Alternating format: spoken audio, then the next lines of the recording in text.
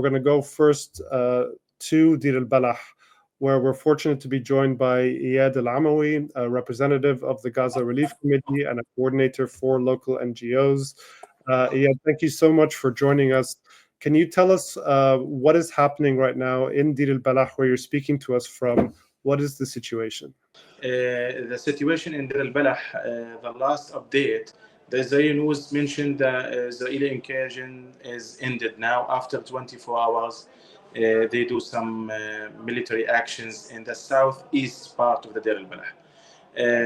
Until this moment, our civilians can't reach that region, and some of them is a volunteer worked with the paramedics. They withdraw some bodies and casualties from there.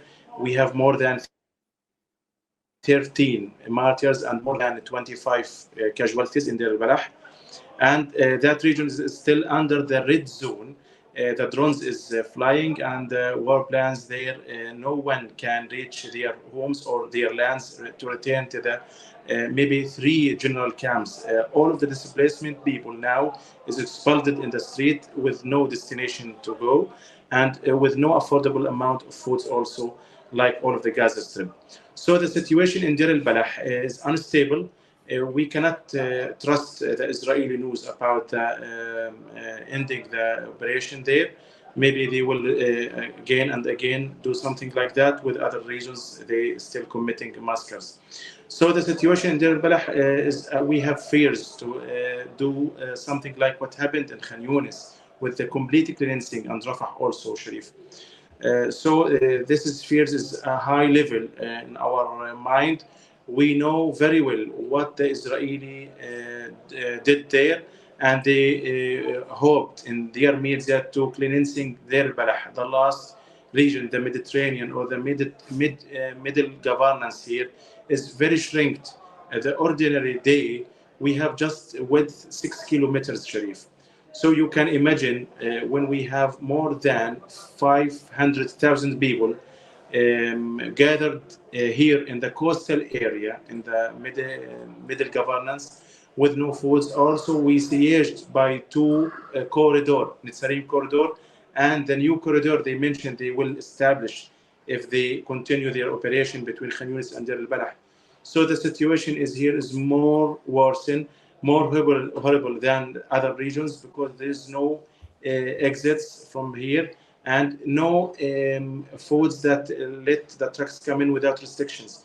Last night, the WFP and the group of families agreed to let the trucks come into the all of the governance without any attacks from the civilians. But until this moment, the Israeli refused to implement any promises that agreed between the Israeli and European Union. The situation is worsening more and more. I can't imagine how can I talk about our babies and children. They lose their lives by the time. The thirst threats also with the lack of the sweet water, Sharif, is more horrible than the foods shortage also. Because there is no sweet water really. Most of our water is populated with the population's ingredients because the sewage is invaded every pipelines after the construction every infrastructure here. The situation and circumstances also is worse and become complex more and more.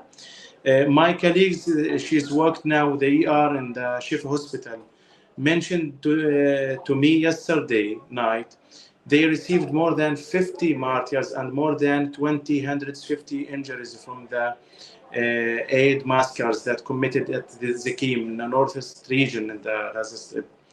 Our people here is still trying to obtain any amount of foods. They seek foods at any regions. The GHF warehouses, they distribute death. We mentioned that before. So Deir Balah now and the middle governance is under completely sieged. And also you can add the famine and the starvation that's long more than 100 days. So this is situation, Sharif and my colleagues, I cannot describe and unbearable for us to stand and to have any resilience for this. Our society, we know and recognize the Israeli aims that they need to cause us completely exhausted and completely destroyed.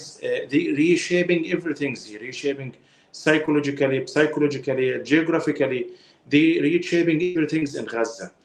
As a citizen here for more than 20 years in Gaza, when I walk and go through any roads before the war, I didn't know my destination really.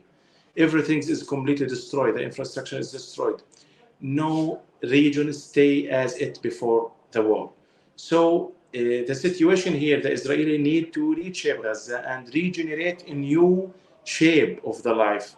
They need from the war to normalize seeing the death by the famine, as they normalize the people and the world to see the death by war plans and tanks and invasions and incursions, something like that. So the new plan, I touched that in their medias and their actions over the ground. They need to normalize us to accept the death by famine, especially between us.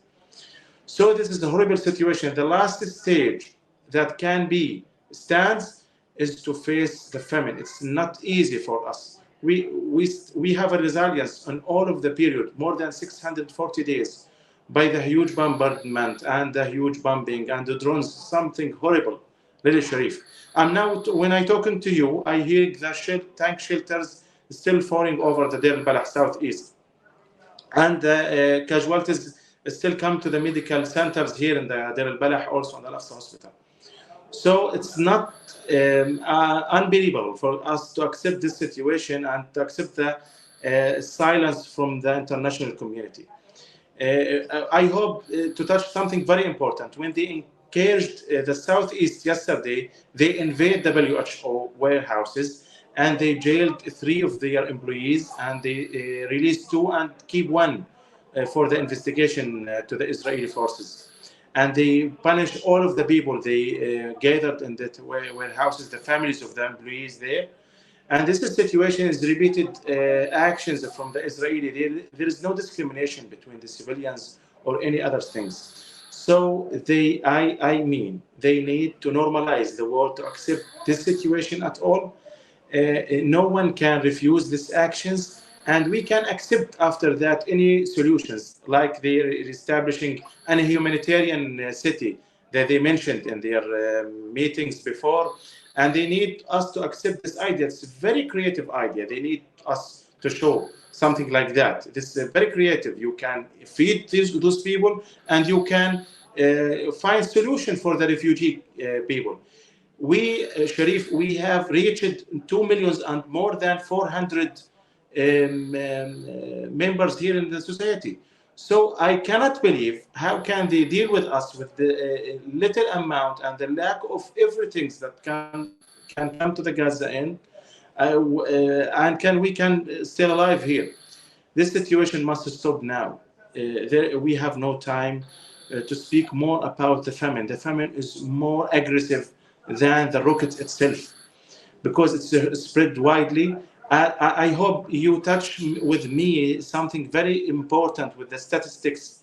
There is no real statistics about the death of the famine because a huge amount of families here, they didn't reach a medical center that bring their relatives' bodies to do some procedures or formal procedures.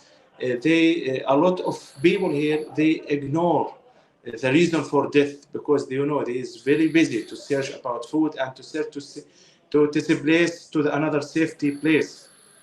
So the statistics is not accurate.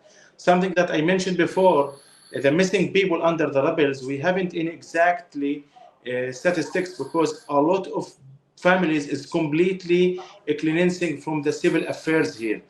No one from the first level of relatives can come to the medical centers and civil affairs offices and to register them as martyrs or casualties. So the situation is more and more and more. We need to sending a human appeal that all the world must touch the Israeli need to normalize the world to accept the death by famine. I hope, Sharif, I reach my message to you. Thank you, Ed. I mean, it's hard to even fathom what it's like in Gaza now. And as you mentioned, of course, the official death toll from the war, and these are just direct deaths from bombings and shootings, has officially, it's over 59,000. But that is acknowledged widely to be a vast undercount because so many bodies are missing under the rubble. And as you point out, it's almost impossible to know the number of excess deaths due to malnutrition and hunger and starvation, because malnutrition affects everything: how you recover from a wound, or how you recover from a sickness, or whether you do get sick. And there are people trying to study this, but of course it's a very, very difficult situation. And as you mentioned as well with the fresh water, I read yesterday that the desalination plant in Deir Balah is within now the displacement zone, the new displacement zone. And so is it true that that is now inoperable, and another desalination plant in the north was recently bombed? So you're saying the situation of water is something that people aren't talking about, but is actually more of a crisis. Yeah, Sharif, I think very important for desalination water station. Is the European Union to resupply the electricity for the only existence desalination water. Until this moment, from more than 7 days, nothing happened tangibly here.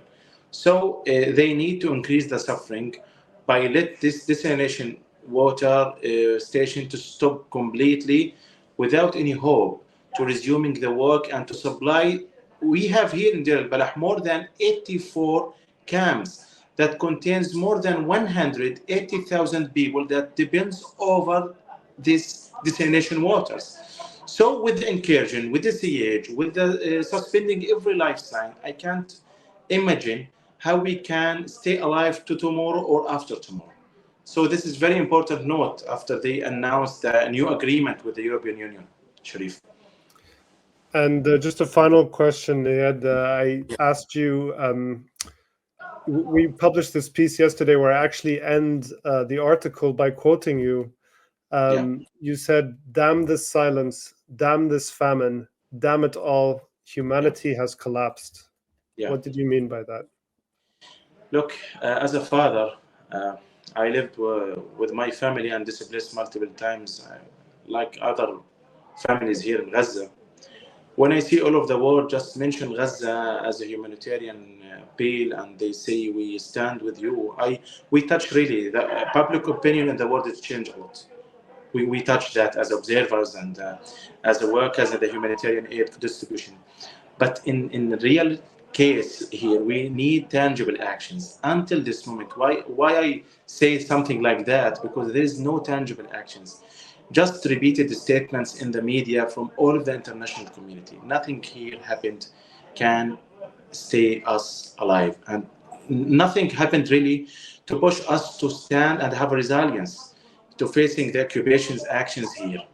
When I touch my friends, maybe after 30 days from Khan Younis, he worked with me as a colleague.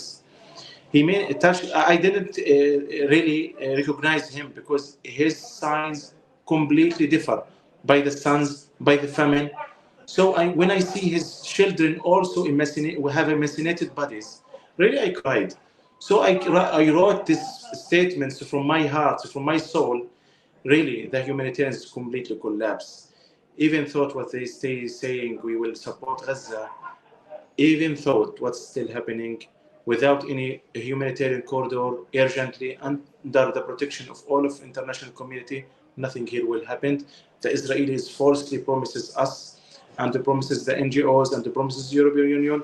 And also we mentioned this a lot of time, but we need to repeat it. Maybe something will change in the world. And inshallah, we hope something will happen in the next few days, as they promised us multiple times before, Sharif.